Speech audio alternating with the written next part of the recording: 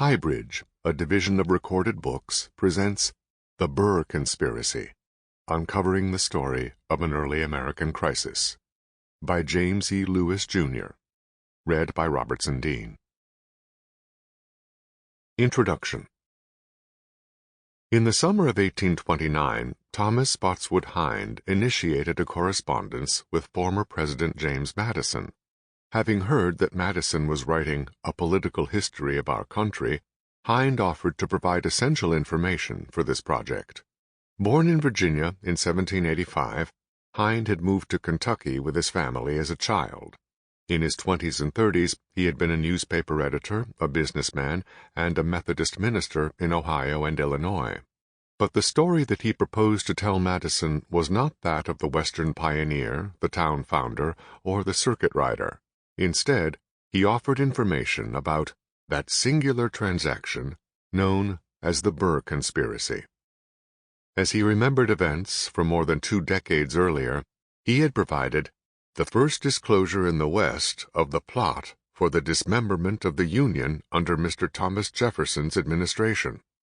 Madison, formerly Jefferson's Secretary of State, had no plans to write a history. Still, he agreed that Hind's authentic facts should be preserved. If Hind could not find a better repository for them, Madison replied, a statement of them may find a place among my political papers. After hearing from Madison, Hind quickly prepared a brief account of the Burr Conspiracy in Ohio and Kentucky. Within a month, he had written a much longer and more complete narrative, running to 19 handwritten pages, and sent both to Madison. Hind's story was not a full account of the Burr Conspiracy from its inception to its conclusion, but a partial tale of how a group of young Westerners learned of the conspiracy, exposed it to the public, and, by doing so, defeated it. It assumed some knowledge of Aaron Burr's history before the spring of 1805, his heroic service in the Revolutionary War, his active role in creating the Republican Party in New York, his controversial part in the election of 1800, in which he was elected vice president, his strained relations with President Jefferson and other leading Republicans, and his fatal duel with Federalist rival Alexander Hamilton in July 1804. Hind's story began in April 1805, when Burr crossed the Appalachian Mountains on a tour of the West. Having completed his term as vice president, Burr's prospects in the East seemed blighted, but his motives for a 7-month tour that touched nearly every Western state and territory were unclear. According to Hind, Burr seemed to fly from point to point, making transient calls and preserving a profound silence about his plans. Public attention fixed upon this prominent visitor. Some conjectured one thing and some another, with many convinced that Burr was projecting some plan for future political operations. Hind's story did not follow Burr back across the mountains that fall. Instead, it shifted to the arrival of John Wood and Joseph M. Street in Kentucky. In the summer of 1806, Wood and Street began publishing a newspaper in Frankfort called The Western World. They immediately created a stir by attacking prominent Westerners as having been concerned in a Spanish intrigue or association for the separation of Kentucky from Virginia and the Union, 2 decades earlier. While their exposé of the so-called Spanish conspiracy implicated most of the state's leading Republicans, it particularly targeted James Wilkinson, the ranking general of the United States Army, the governor of the Louisiana Territory, and a longtime intimate of Burr's. The Western world's revelations about the old Spanish conspiracy and hints about a new conspiracy that involved many of the same men agitated the whole Western country. It was amidst these convulsions, Hind recalled, that Burr returned that summer, producing great consternation among the good people of the Western region. An early stop was the island home of the wealthy Irish immigrant Harmon Blennerhassett, which was in the Ohio River near Marietta. In Marietta, Burr and Blennerhassett contracted for boats and supplies. After Burr continued his travels, Blennerhassett published a series of essays as querist in a Marietta newspaper. The essay's frank discussion of the wisdom of dissolving the federal union and erecting an extensive and distinct empire in the West, caught the public's attention. After their appearance, Burr's movements through Ohio, Kentucky, and Tennessee were closely watched, and Hind himself sprang into action. When Wood failed to attack the plan of Burr and his associates in the Western world, Hind began publishing his own essays in a Chillicothe, Ohio newspaper as the Fredonian. In his essays, Hind disclosed the whole operations and gave regular sketches of every movement. In early 1807, he purchased another Chillicothe newspaper, which had been in Burr's employ, renamed it the Fredonian, and turned it, like a battery, upon Burr and his supporters. According to Hind's history, it took until the fall of 1806 for information about Burr's activities and plans to reach the Jefferson administration.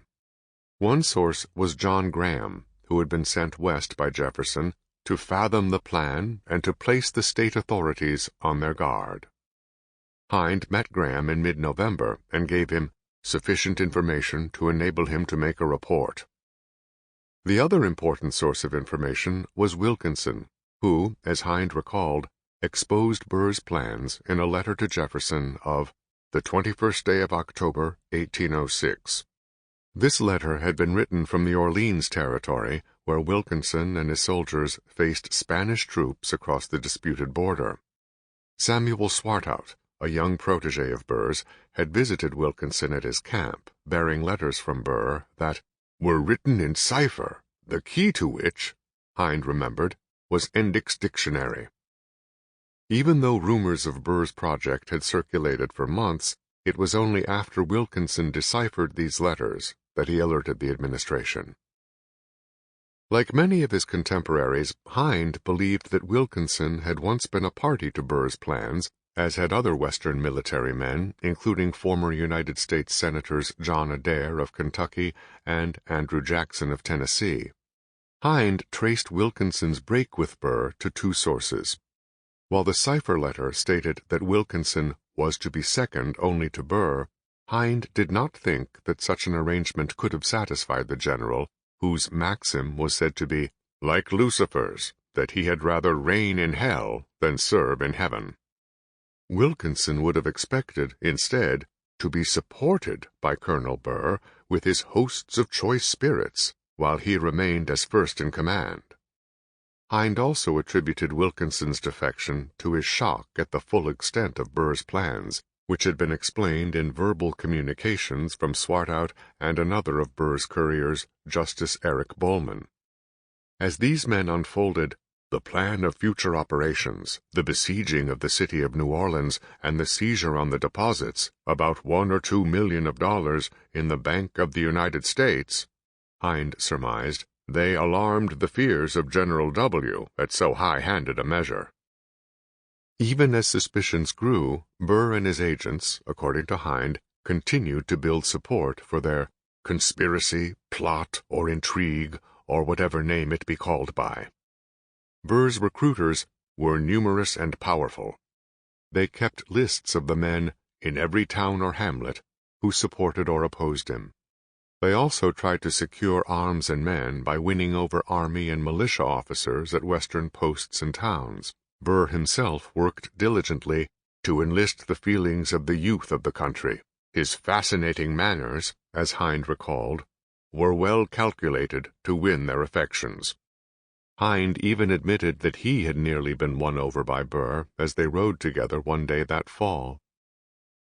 In the midst of these efforts, in November and December 1806, Colonel Burr was twice arrested by Joseph Hamilton Davis, the federal district attorney for Kentucky. Many of Kentucky's most prominent Republicans defended Burr, who insisted that his projects would advance the nation's interests. When Davis failed to secure an indictment, Burr's local popularity soared. But success in Kentucky was quickly followed by a setback in Ohio. In early December, the state government moved to seize Burr's flotilla at Marietta.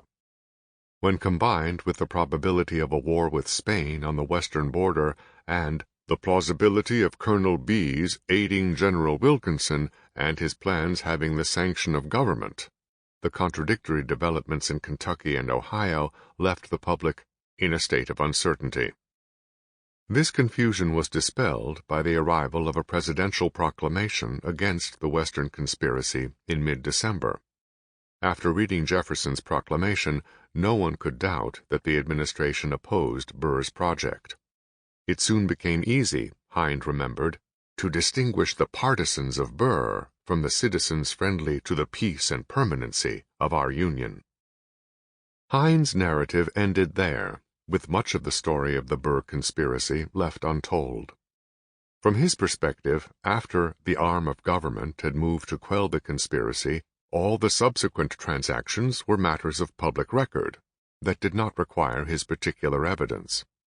Thus, Hind's account for Madison did not include the movement of Burr's men and boats down the Ohio, Cumberland, and Mississippi rivers, nor the steps taken by Wilkinson to defend New Orleans, nor the weeks waiting for Western news in Washington, nor the abortive trial of Burr in the Mississippi Territory, nor Burr's arrest in the wilderness above Spanish Mobile, nor his celebrated trial and stunning acquittal in the court of Chief Justice John Marshall in Richmond, nor his self-imposed exile in Europe. Beyond noting that many innocent persons who had associated with Colonel Burr were long viewed with suspicion, Hind said little about the crisis's lingering effects on Burr, Wilkinson, Jefferson, or the many subordinate figures who had played parts in the drama. Hind's narratives of the Burr conspiracy, whether written for Madison or others, coupled what was in many ways a very narrow view of past events with a very broad sense of their continuing relevance. Each of his accounts related events almost entirely from his own point of view. So much of Hind's story concerned his own actions that he became the protagonist rather than Burr. When he included information from beyond his own experience, he usually identified his sources.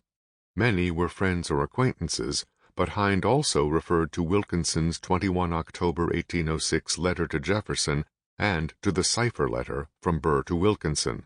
The vicissitudes of human memory and authorial selection also made Hind's account distinct. Only he seems to have cared, for instance, that Burr's Western tour of 1805 coincided with a traveling exhibition of wax figures representing the fatal duel with Hamilton.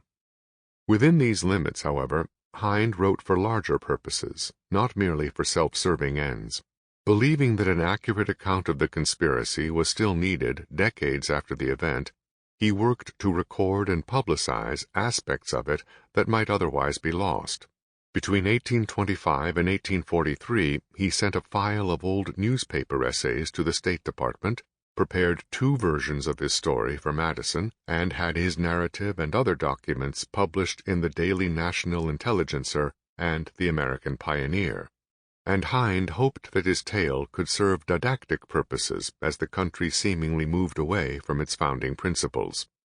Let not the attempts of almost beardless boys of the West, who overturned the great Western conspiracy, be buried in oblivion, he charged the editors of the Intelligencer in 1838.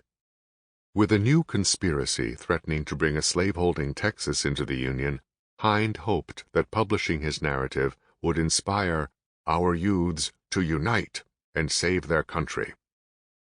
This book examines the much-studied Burr conspiracy from a new perspective, focusing more on the crisis and on the efforts to make sense of the conspiracy than on the conspiracy itself. What makes a crisis is not a particular series of events or state of affairs, but the relationship of those developments and conditions to a people's existing hopes and fears.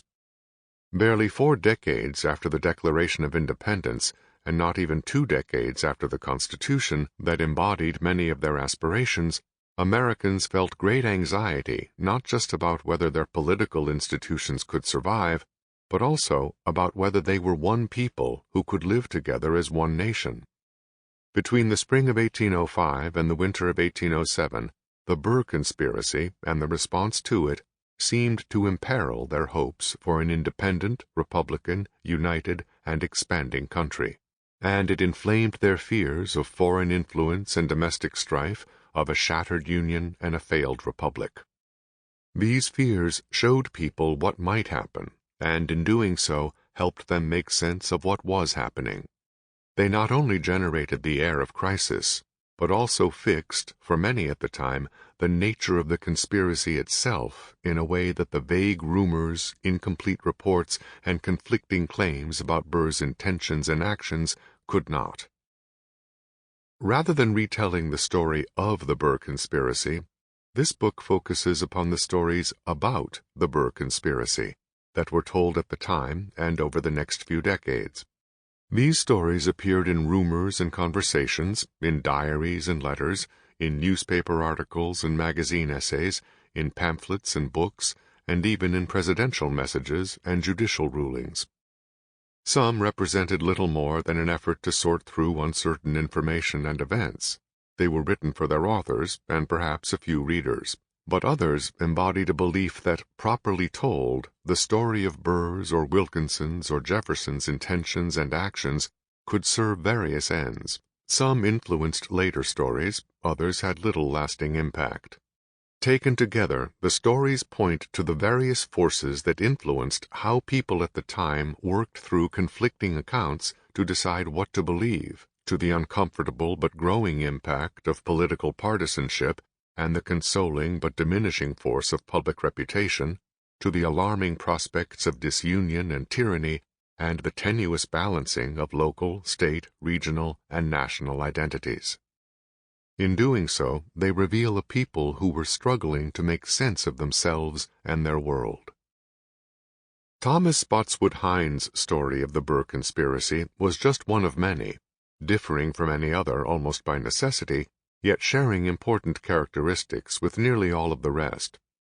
No one else wrote, or could have written, precisely his story for precisely his reasons, but Hines' account shared some basic characteristics with almost all of the narratives of the conspiracy that were prepared, at the time and afterward, by those who had experienced it. Like Hines, most authors wrote about themselves as well as about Burr. Like Hines, they tried to establish their veracity by naming their sources and citing, or even including, supporting documents. Like Hines, they wanted to preserve what they viewed as an accurate statement of events. Yet, as with Hines, not all of what they wrote was accurate.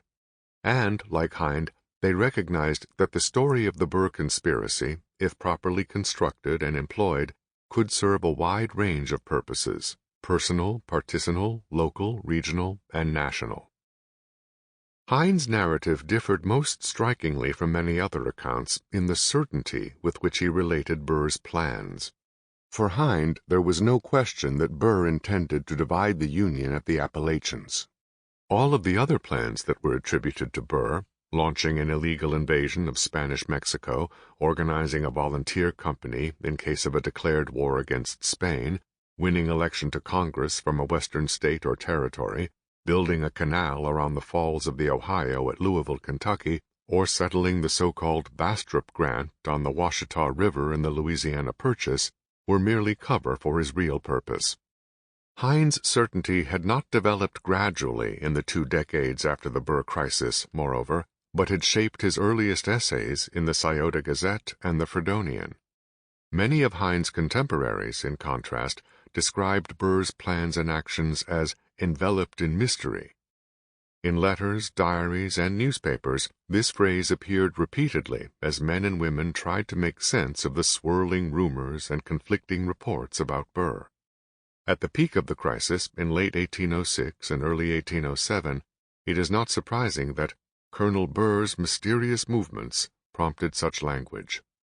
But many continued to express uncertainty about Burr's plans even after the crisis had abated. To Abigail Adams, for example, Burr's projects were enveloped in as many mystery as Mrs. Radcliffe's Castle of Udolphus, as late as mid-March. Burr's trial in Richmond brought countless, well-publicized revelations in the summer and fall of 1807. But for many, the confusion persisted. One traveler in the West that fall reported that, despite all of the information that he had been able to collect, this affair still remains enveloped in a cloud of mystery. Contemporaries did not wonder only about Burr's intentions. There were a number of enigmas that, as one New Yorker put it, they could not unriddle. Who else knew and supported his plans? Did General Wilkinson? Did other officers or enlisted men in the Army and Navy? Did the administration itself? Why had so many men across the back country and the West, from upstate New York to New Orleans, seemingly been willing to join him? How much support did Burr have in the East? Who had funded his purchases of boats and supplies? Was a foreign power behind Burr's project? If so, was it Great Britain, Spain, or France? Contemporaries assumed that numerous people, not just Burr, could answer their questions. If some of them would simply confess and forsake their evil designs, an Ohioan insisted, they could unveil to the world the whole mystery, and we should not now be left to conjecture who the accomplices of Burr were, or what were their designs. As the crisis ebbed, many people even hoped, in the words of the Secretary of War, that the conspirators should so far commit themselves as to leave no possible doubt of their real intentions. For 2 centuries, biographers and historians have puzzled over the same questions about the Burr Conspiracy that troubled contemporaries. These questions, for the most part, concern the thought processes of a relatively small number of men who were in positions to shape events. Burr, Wilkinson, and Jefferson, most obviously, but also Chief Justice Marshall, a handful of Burr's leading supporters, and a number of federal and state officials who acted to defeat Burr's plans. Answering such questions with any degree of confidence requires reliable documentary evidence, but, more than for other major public events of 2 centuries past, the documentary record for the Burr Conspiracy is both incomplete and unreliable. It has certainly suffered from all of the expected problems and losses: the letters that are undated or illegible, damaged or unattributable, the documents that have been forgotten in an attic or misfiled in an archive or burned in a fire, and the papers that were destroyed, often late in life, by the person who had amassed them, or, soon after death, by a surviving spouse or descendant.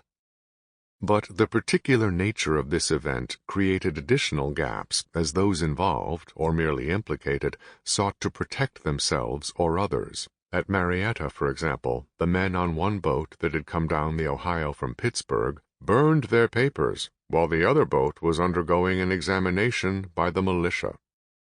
In New Orleans, one suspect threw all his papers into the fire when soldiers arrived to arrest him. Others surely responded in the same manner as federal, state, and territorial officials sought those connected with Burr. Even years later, Joseph Hamilton Davis's brother burned a file of papers that had been prepared fully and accurately enough to have convicted Colonel Burr, rather than embarrass the descendants of the men who had been implicated in Burr's conspiracy.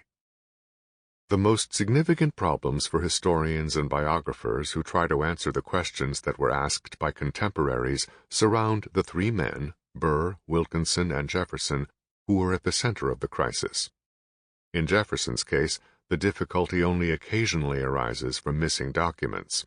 Jefferson took great pains to preserve his incoming and outgoing correspondence. Early in his public life, he began recording his outgoing letters by making press copies of the freshly written pages. By the time of the Burr crisis, he was also using a polygraph machine that made a second copy of each letter as he wrote. From 1783 until his death in 1826, moreover, he kept a daily log of letters sent and received with such exactness, he remarked in 1808, that I do not recollect ever to have detected a single omission. And, although his papers were scattered after his death, most of them have made it to the Library of Congress and a few other archives. While one can find significant gaps in Jefferson's papers regarding the Burr Conspiracy, including some of the first letters that brought it to his attention, greater obstacles arise from the sometimes loose relationship between what he thought and what he wrote. As a public figure, Jefferson always understood that his private letters and public statements shaped their readers' impressions not just of himself, but of his principles, his administration, and his country. This awareness led him to write things to some people and on some occasions that can only be seen as deliberate lies, and that were occasionally denounced as such at the time. Some of the people who were most likely to receive Jefferson's true thoughts on political matters were members of his cabinet, but as they were with him during the Burr crisis, most of his exchanges with them went unrecorded. Given such obstacles, can we confidently answer the questions that have most interested biographers and historians about Jefferson? Did he have prior knowledge of Burr's plans? Why did he respond to the conspiracy as he did? And did he truly believe, as he announced to Congress, that Burr's guilt of treason could not be questioned? The documentary record regarding Wilkinson poses different problems. His voluminous official papers are scattered through numerous National Archives collections. His vast personal correspondence is spread among dozens of repositories. Wilkinson also published extensively in newspapers, pamphlets, and books, and he often wrote anonymously or pseudonymously, though his inimitable style, as one of his enemies described it, set forgery at defiance. But assembling the relevant sources is just part of the problem. For years, Wilkinson lived a double life: a top general in the United States Army and a paid spy in the Spanish service. This situation made him cautious whenever he put pen to paper, even with those who considered themselves his most trusted confidants. He was also supremely attuned to slights to his honor and threats to his reputation, and he knew well the various tools that could be used to control how he would be seen by contemporaries and historians. He had unsigned letters, often written by himself or his subordinates, placed in local and distant newspapers. He arranged public testimonials to himself.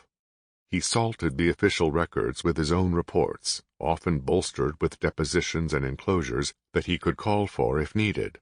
He altered other people's letters, including the famous cipher letter, before making them public. And in the fall of 1807, he even managed to remove a dozen of his letters to the president from the bundle of papers respecting Burr that had been assembled over the previous year. When a congressional committee investigated the general's ties to Burr in 1811, it had to rely upon his copies of those letters. Given Wilkinson's double life and his extensive manipulations of the documentary record, how can we answer with confidence the questions that have always surrounded him? How much had he known of Burr's project before receiving the cipher letter? How deeply had he committed himself to it? And why did he move so aggressively against Burr and Burr's supporters after disclosing it to the president? That Burr's most important papers from the period of the conspiracy were lost when the ship carrying his only daughter from South Carolina to New York sank in early 1813 is widely accepted. That account seems to have originated with Burr's first biographer, Samuel L. Knapp, in the mid-1830s. There are good reasons to doubt it. It seems clear that relevant Burr papers were available after that tragedy. Some items were scattered, but Burr's second biographer and literary executor, Matthew Livingston Davis, described the surviving correspondence in his possession from just the first 8 months of 1806 as voluminous. Little of that material is available to modern scholars. Some was stolen, some was distributed as souvenirs. Some was deliberately destroyed, some was accidentally burned. The editors of Burr's Political Correspondence and Public Papers, 1983, printed just 10 outgoing and no incoming letters from those months. It is not just that so much of Burr's correspondence has been lost. What survives is often shrouded in uncertainty. Even the cipher letter, which was long viewed as the clearest statement of Burr's intentions, has been cast into doubt as scholars have questioned whether he wrote it. Other Burr letters exist only in the form that Wilkinson published as he tried to exonerate himself. Burr, moreover, seemed to many to be one of the most guarded and reserved men, someone who could talk by the hour without ever letting out his opinion. In both correspondence and conversation, one of his former Senate colleagues reflected, his language was often covert and indefinite. Such habits make it difficult to discover Burr's intentions in what does survive, accounts of conversations with Burr or Burr's supporters, and the writings of those supporters. Instead, this material forms a mass of conflicting evidence. Knowing that much of Burr's own writings from this period has disappeared, uncertain about how much to trust those few items that... Sample complete. Ready to continue?